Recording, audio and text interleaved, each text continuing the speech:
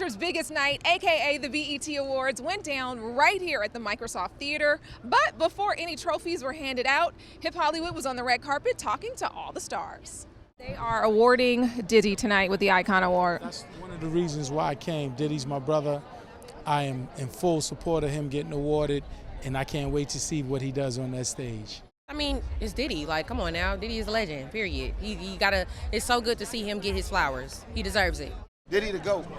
He's contributed to so many of our lives. He has changed the world so many times. He has broken the glass ceiling so many times. You know, you're talking one of the greatest entrepreneurs ever. There would be no 90s revolution of music without Diddy. And so we celebrate him tonight, and we'll have a good time, and we're going to dance. Diddy's iconic for many reasons. First of all, he was a dancer.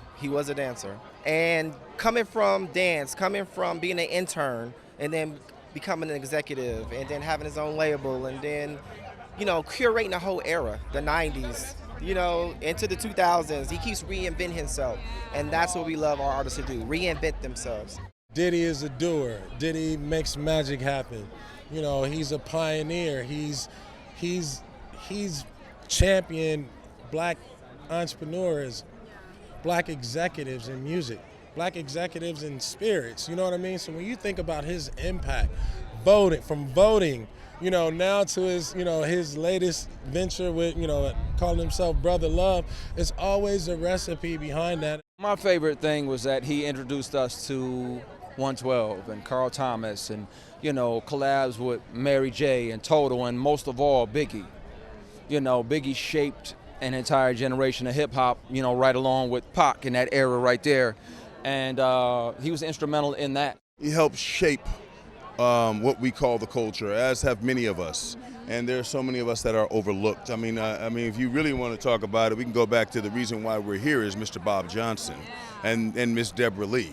So Diddy, just keep on doing what you're doing. Really proud of you, man. Thank you so much for being fearless. You think about entrepreneurship, you think about music, you think about brands, you think about just ambition and raising the culture and elevating the right people at the right time. His voice has always been at the center of this thing that we now call black culture, but it's really global culture. Did you hear what he did on the Burna Boy album, on the Twice I Stole album? Bro, Diddy's king, man. He's king. I mean, he's been here, he's changed culture, he has tenacity, and he's upper echelon, he's luxury. I mean, he deserves it. Oh man, Diddy got all the vibes, man. He always he can dance, you know what I'm saying? He loved the beautiful women just like us. He's so bold. He take trips, you know what I'm saying? He lives an amazing life. What's not to like about Diddy? Diddy Mr. Love, you know what I'm saying? He Mr. Love, he's spreading love. I would love to like remix or do a Diddy song.